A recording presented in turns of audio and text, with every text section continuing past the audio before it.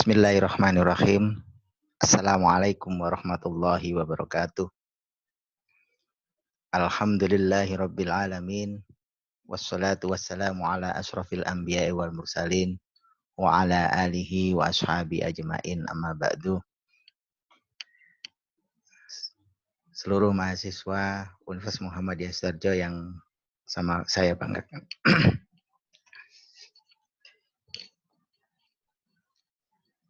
Bismillahirrahmanirrahim. Assalamualaikum warahmatullahi wabarakatuh. Alhamdulillahirabbil alamin. Wassalatu wassalamu ala asyrafil anbiya'i wal mursalin wa ala alihi wa ashabi ajmain. Amma ba'du, seluruh mahasiswa Umsida yang kami banggakan, pada sore hari ini saya ingin menyampaikan berkaitan dengan pengantar perkuliahan kemuhammadiyahan yang insya Allah saya Rahmat Salahuddin yang akan mengampuh mata kuliah ini sampai 1 semester ke depan. Saya mulai dari cara pandang. Kalau kita melihat fenomena tentang keberagamaan di dunia Islam kali ini, ada sebuah pertanyaan. Jika kita sebagai insider, orang yang ada di dalam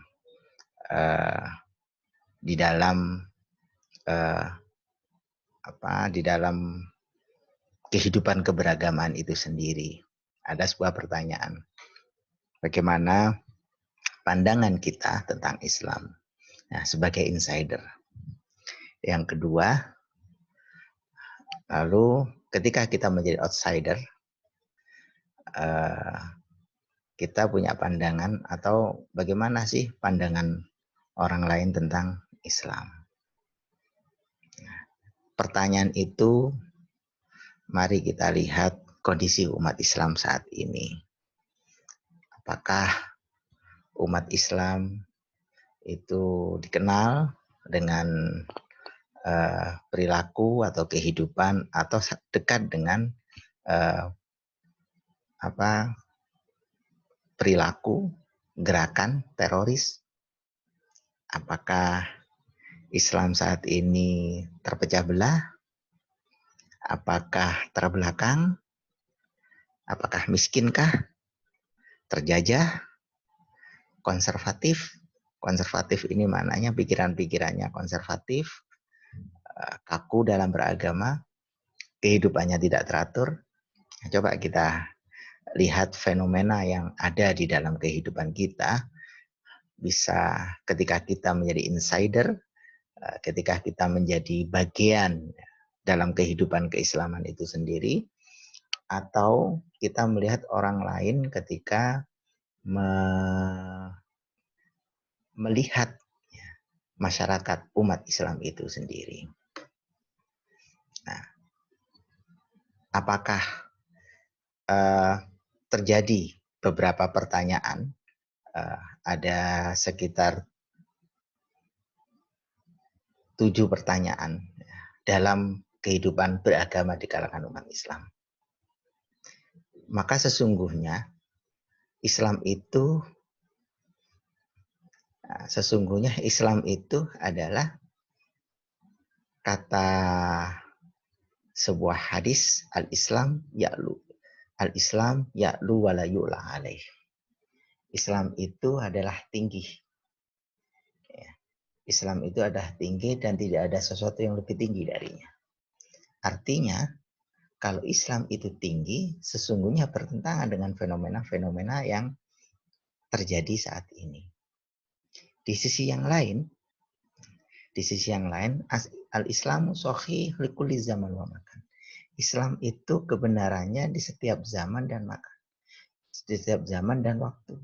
Kalau itu terjadi di satu tempat, bukan berarti itu menjadi bukan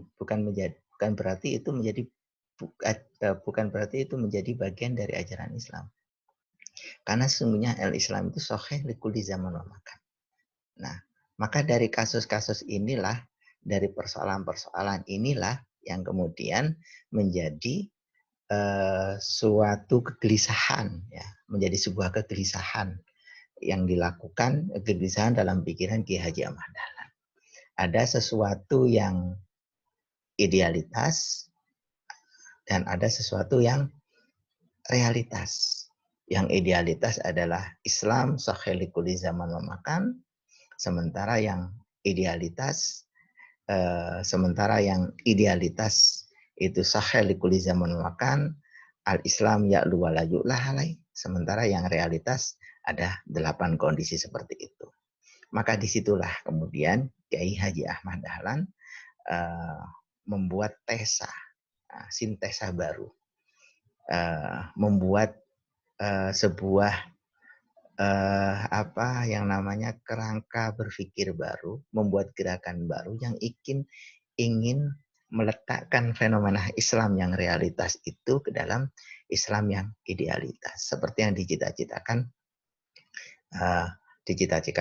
seperti yang diharapkan oleh Allah Subhanahu wa Ta'ala.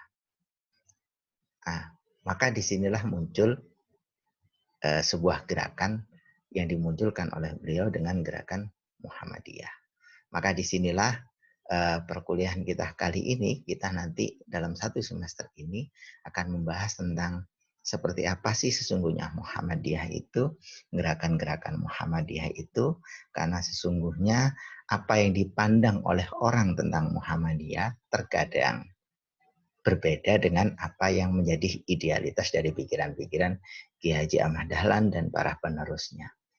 Apa yang fenomena yang terjadi di kalangan para kader-kader, para aktivis Muhammadiyah juga terkadang agak berbeda sedikit dengan cita-cita, gerakan, cita-cita, idealitas yang dicita-citakan oleh Ki Haji Ahmad Dahlan dan beserta para penerus-penerusnya.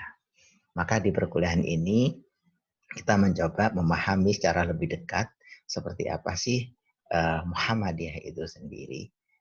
Dimulai dari bagaimana gerakan dakwahnya, nilai-nilai ideologinya sebagai landasan gerakan, serta peran dalam menciptakan bangsa Indonesia yang religius dan berkemajuan, yang beragama yang wasatiyah, beragama yang modern, serta mampu mencerdaskan bangsa kita, bangsa Indonesia.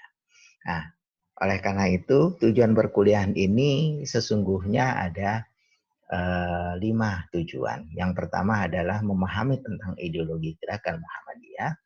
Yang kedua adalah memahami tentang paham Islam, paham beragama di Muhammadiyah. Menjelaskan tentang latar belakang sejarah berdirinya Muhammadiyah, memahami tentang peran Muhammadiyah dalam menciptakan masyarakat Islam berkemajuan, menerapkan nilai-nilai hidup dan cita-cita Muhammadiyah dalam kehidupan yang religius dan berkemajuan. Maka dalam perkuliahan selama 1 semester ini ada 7 pokok bahasan yang akan kita bahas. Yang pertama adalah latar belakang berdirinya Muhammadiyah. Yang kedua, ideologi gerakannya seperti apa. Yang ketiga, kepribadian. MKCH itu adalah matan, keyakinan, dan cita-cita hidup Muhammadiyah. Paham agama dalam Muhammadiyah. Muhammadiyah sebagai gerakan sosial keagamaan. Muhammadiyah sebagai gerakan sosial, sebagai gerakan keagamaan, sebagai gerakan pendidikan dan ekonomi. Muhammadiyah dan pemberdayaan perempuan, dan yang terakhir bahasan kita nanti ada tentang tantangan Muhammadiyah abad 21. Maka dari 7 pokok bahasan itu nanti akan kita bahas di tiap-tiap sesi. Ada sekitar 14 sesi dalam kegiatan perkuliahan itu yang setiap sesi membahas beberapa tema. Satu tema yang akan kita bahas, tema yang pertama ada karakter gerakan modern di dunia Islam. Karakteristik gerakan modern di dunia Islam. Kenapa ini kita bahas? Karena salah satu gagasan munculnya gagasan gerakan Muhammadiyah adalah terinspirasi dari gerakan modern di dunia Islam. Yang kedua adalah karakteristik gerakan dakwah Islam di Nusantara. Bagaimana karakter ya Islam di Nusantara ini seperti apa, itu tergantung atau terpola dari para pendakwah, dari para dai yang menyebarkan ajaran-ajaran Islam di Nusantara tentunya. Nah, nanti disitulah yang menjadi sebuah karakteristik gerakan modern Islam di Nusantara dengan gerakan modern Islam di dunia Islam. Di dunia Islam pada umumnya maksudnya begitu. Jadi ada sesuatu yang sedikit berbeda yang menjadi ini karakteristik gerakan modern Islam di Nusantara. Karena juga dipengaruhi oleh karakteristik Islam di Nusantara itu sendiri. Kemudian kita nanti akan berbicara tentang sejarah lahirnya Muhammadiyah. Kita berbicara tentang ideologi gerakan, kepribadian Muhammadiyah seperti apa, paham agama dalam Muhammadiyah seperti apa, manhaj tarjih. Manhaj itu adalah kaidah dalam merumuskan hukum-hukum fikih di Muhammadiyah itu seperti apa. Kemudian kita akan bahas di sesi-sesi berikutnya Muhammadiyah sebagai gerakan sosial keagamaan, sebagai gerakan pendidikan, sebagai gerakan pemberdayaan perempuan, gerakan ekonomi. Bahkan bagaimana peran Muhammadiyah dalam mendirikan bangsa ini. Mendirikan bangsa ini yaitu bangsa Indonesia. Dan yang terakhir, bahasan yang terakhir dari kajian kita kali ini nanti kita akan berbicara tentang tantangan Muhammadiyah abad 21. Nah, selama 1 semester ke depan, 14 tema ini yang akan kita bahas. Selanjutnya, di perkuliahan ini, karena kita menggunakan kuliah daring, maka kita akan menggunakan sekitar 5 metode perkuliahan. Yang pertama adalah video conference. Ya, video conference itu adalah ya seperti ini, walaupun nanti ini dalam kondisi non live, tidak live, ataupun nanti dalam kondisi live. Nah, nanti kita menggunakan video conference. Kemudian yang kedua adalah research literatur. Research literatur itu adalah menggali literasi-literasi yang ada, buku-buku, kajian-kajian, tulisan-tulisan tentang Muhammadiyah. Kemudian yang ketiga mini research, ini menjadi tugas akhir nanti bagi setiap individu. Ada mini riset yang sesungguhnya mini riset ini karyanya merupakan hasil karya yang dihasilkan dari riset literatur. Nah, tentunya nanti diperkuat dengan FGD. Nah, FGD ini tugas kelompok. Nah, tugas kelompok nanti juga akan memperkuat mini riset setiap individu, tetapi ada kekhasan ada fokus kajian dari FGD ke mini riset itu. Kemudian dalam setiap kajian nanti, dalam setiap FGD nanti ada penugasan dan presentasi. Nah, nanti kita atur pembagian kelompok atau mahasiswa nanti setiap kelas bisa membagi kelompoknya masing-masing. Usahakan nanti setiap kelompok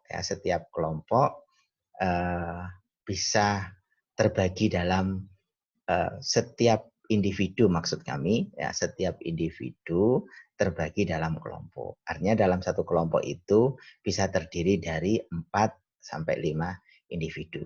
Nah, yang nanti ada 13 pokok bahasan ya, 13 pokok bahasan yang kita jadikan di FGD itu, dan itu setiap kelompok nanti dibagi sendirilah ya. Ada 14 ada sekitar 13 pokok bahasan. 13 pokok bahasan nanti dibagi sendiri dalam satu kelas itu, mungkin nanti ada satu kelompok bisa terdiri dari 4 orang atau 5 orang. Dan itu yang nanti akan menyelesaikan tugas tema itu, kemudian mempresentasikan. Nah, di mini risetnya nanti setiap individu fokus pada satu kajian, tetapi dalam lingkup kajian kelompok itu. Nah, kemudian terkait dengan sistem penilaian. Nah, sistem penilaian, jadi yaitu pertama adalah presensi kehadiran. Nah, presensi kehadiran itu menggunakan e-absen, absen elektronik. Apakah itu nanti di sini di e-learning ataukah nanti di VidCon, di video conference. Nah, kemudian yang kedua adalah tugas akhir. Tugas akhir ini adalah mini research, ya, setiap individu satu tugas. Kemudian tugas portofolio ini adalah tugas kelompok. Kemudian yang keempat itu UAS, UTS, dan kelima adalah UAS. Ini sistem penilaian kita. Nanti sehingga diharapkan dalam satu semester itu mahasiswa setiap individu sudah mengumpulkan 5 komponen penilaian. Diharapkan sudah mengumpulkan 5 komponen penilaian itu. Kalau dari kelimanya salah satu saja itu tidak terkumpulkan, nah ini nilainya bisa nyandet, ya, bisa terhambat. Nah, maka segera diselesaikan tugas-tugas ini, nanti kita akan bahas lebih lanjut pada sesi-sesi live-nya. Nanti bisa tanya jawab melalui web live chat atau melalui WA. Nanti bisa dibahas di sana. Nah, yang terakhir saya sampaikan ini nanti buku referensinya. Sekitar ada 14 buku referensi yang nanti bisa kita gali. Ini di perpustakaan insya Allah sudah tersedia. Ada Etika Muhammadiyah, Gerakan Islam Pencerahan, kemudian Muhammadiyah Berkemajuan, kemudian Islam Berkemajuan untuk Peradaban Dunia, Muhammadiyah sebagai Gerakan Islam, Gerakan Modern Islam di Indonesia, karya dari Nur, Penjaringan Ulama Timur Tengah dan Kepulauan Nusantara, Ideologi Kaum Reformis. Nah, ini buku-bukunya nanti bisa dilihat di perpustakaan. Pedoman Hidup Islami Warga Muhammadiyah, ini buku ini kecil. Nah, buku ini separuh dari A5 ya, separuh dari A5 kecil. Pedoman Hisab Muhammadiyah, Manhaj Tarjih, Muhammadiyah Gerakan Reformasi Islam di Jawa pada awal abad ke-20. Nah, buku yang terakhir ini sekarang sudah diperbaharui. Insya Allah buku ini hasil risetnya Prof. Jainuri. Kalau nggak salah,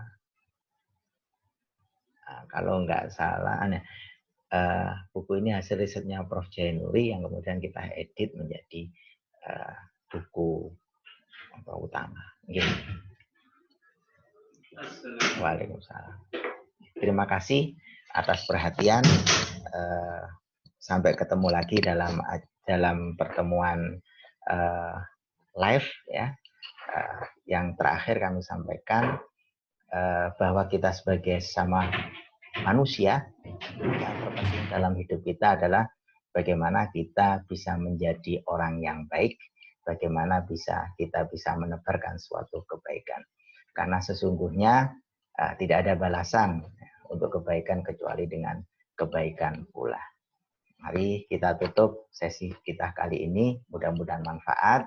Kurang lebihnya kalau ada pertanyaan nanti silahkan dikomunikasikan, ditanyakan melalui live chat atau melalui WA group yang sudah kami sediakan. Kita akhiri, ihdinas siratal mustaqim. Wassalamualaikum warahmatullahi wabarakatuh.